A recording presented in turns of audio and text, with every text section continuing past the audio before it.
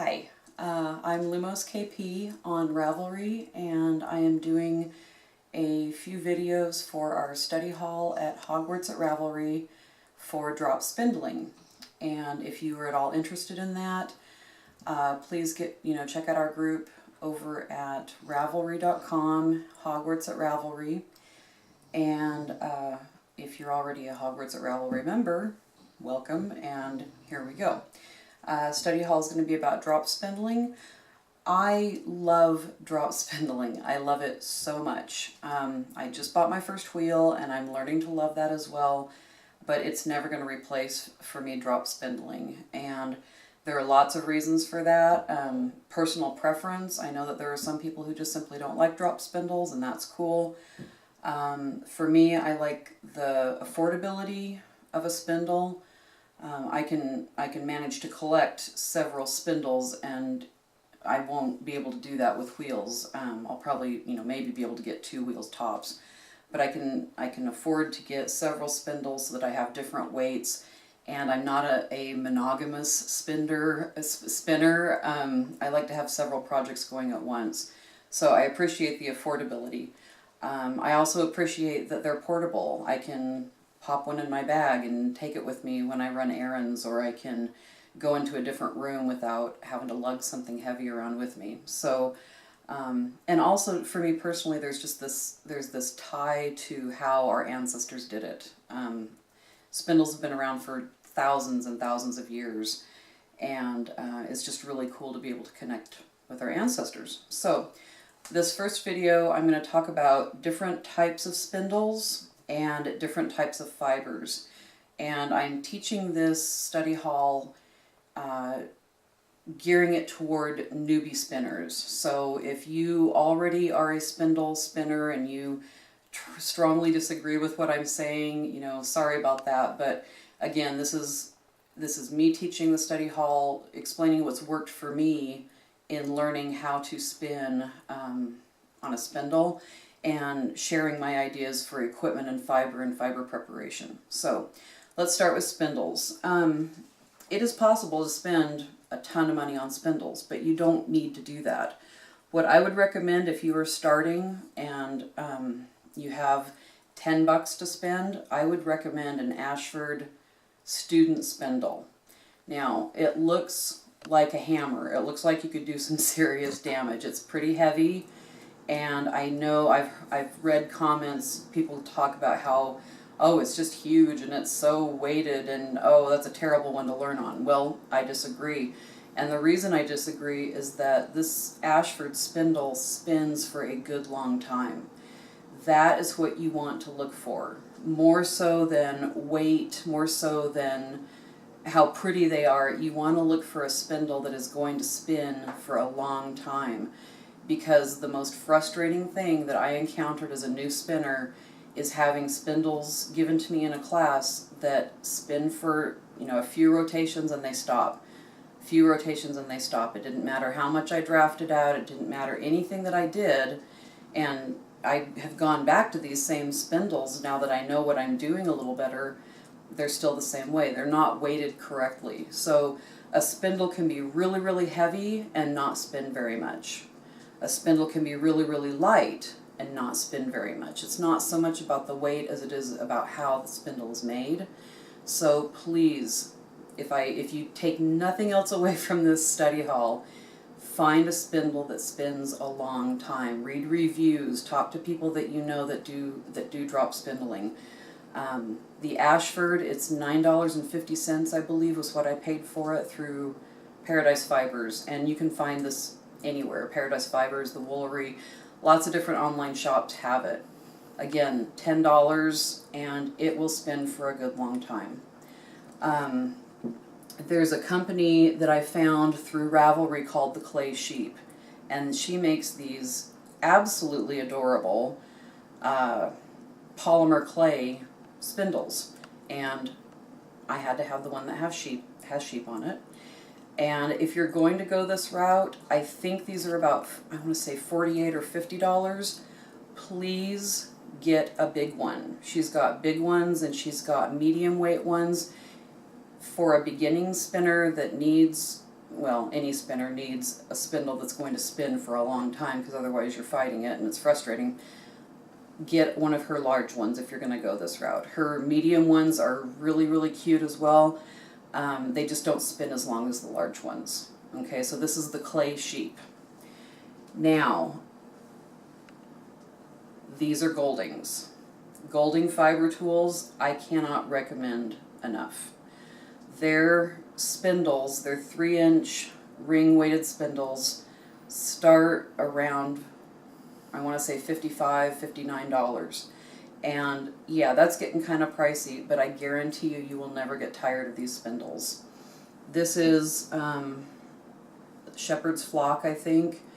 And again, it's 3 inches. And what is so magical about Golding fiber tools is that they're ring weighted. They have these really cool rings around the outside.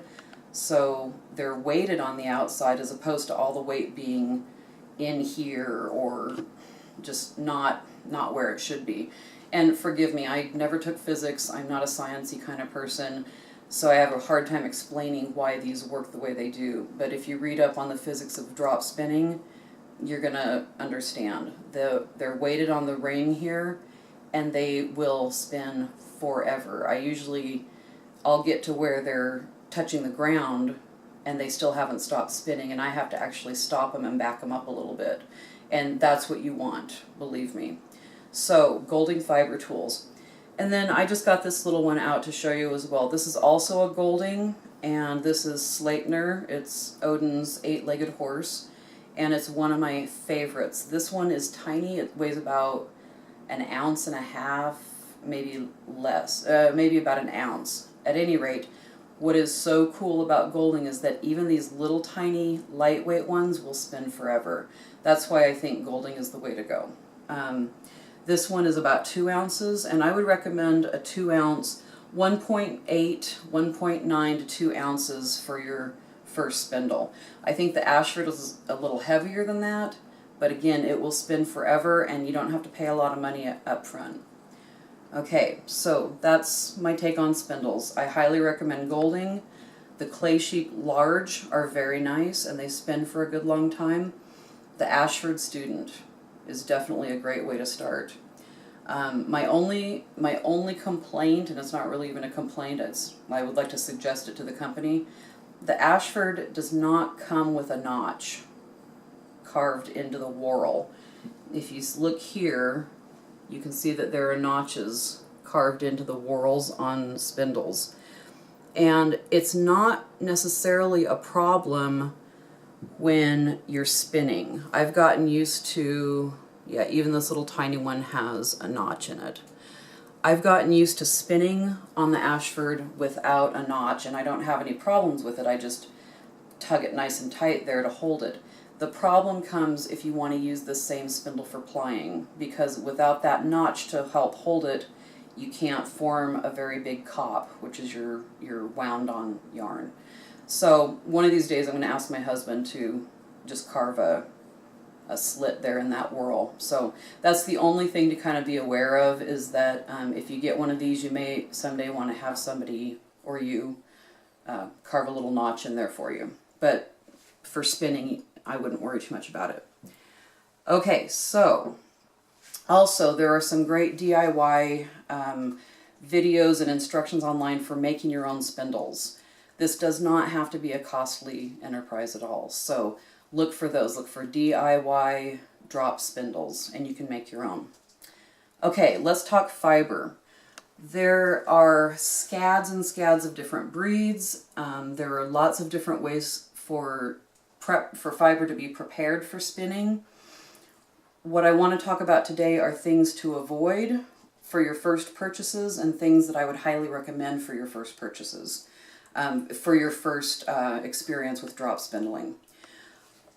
I think, personally, the best way to start is with braided top.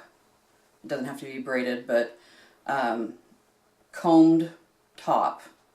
And there are breeds that I would recommend. I would recommend Shetland, and this is a Shetland. I would recommend BFL, which is blue-faced Leicester.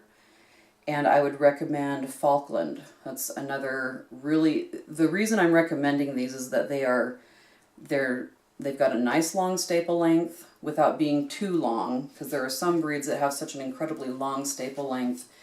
You have to be used to drawing your hands away from each other, and that's a little tough for new spinners to kind of get used to doing. So good average staple length, sorry.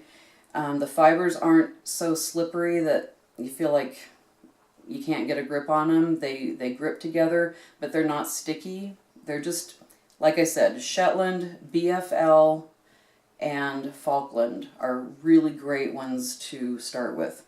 And if you buy one of these braids and you're wondering, well, now I have this really pretty braid, what the heck do I do with it?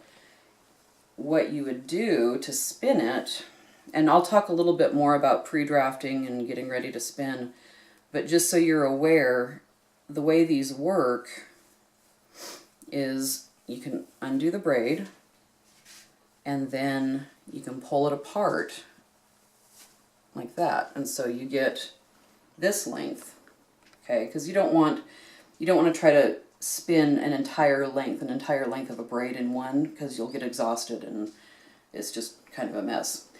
You can kind of fluff it up a little bit. The fibers will compact a little bit when they've been dyed, and plus they've been braided and packaged. So it's always good to fluff them up. And then you can just start tearing vertical strips to get down to however wide, however thick you want your yarn to be. You don't want to go, like say I wanted to spin, well, okay, sorry, I'm going to stop right there because now I'm getting into the spinning aspect of it. Basically, get yourself a nice quality braided top, top roving,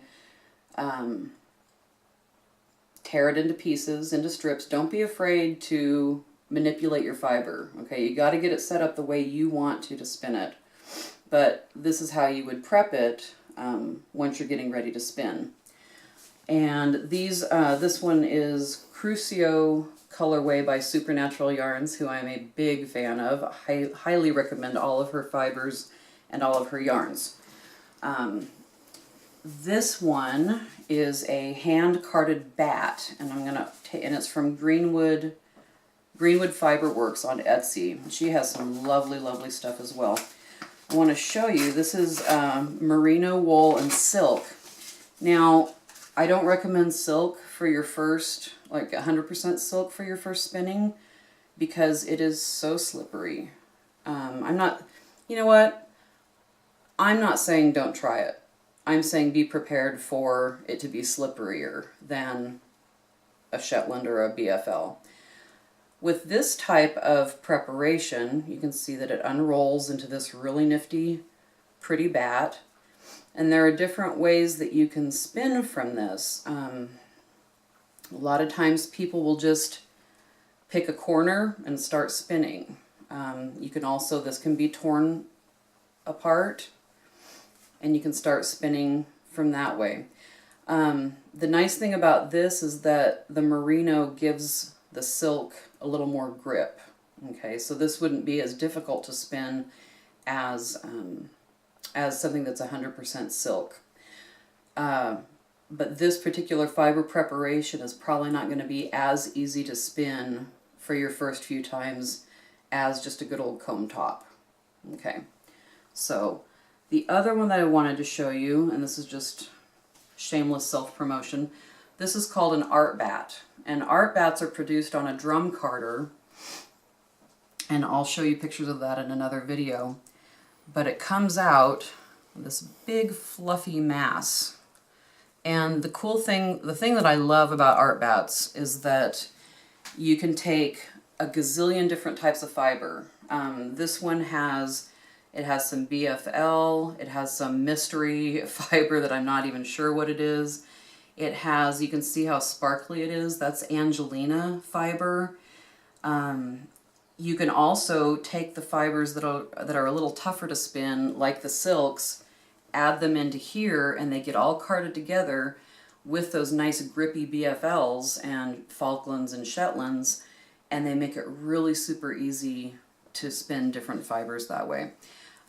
With this, if you wanted to try your hand at spinning an art bat first thing, just tear it into strips. You can make the strips shorter or longer if you want. And then we'll talk about pre-drafting and getting ready to draft, getting ready to spin in another video. But what I'm trying to get across here when I'm talking about fibers is that don't look at this and say, oh my gosh, I have to spin this ginormous hunk of wool and I don't know what to do with it. Or even worse yet, I can't possibly tear it apart and manipulate it to make it my own. Yes, you absolutely can. This is your fiber. You can do anything you want to with it. And in future videos, when we get started with pre-drafting and spinning, I will talk about that. I'll talk about that even more. This is your spinning. You should absolutely do it the way that you find to be comfortable and the way that you find to be enjoyable.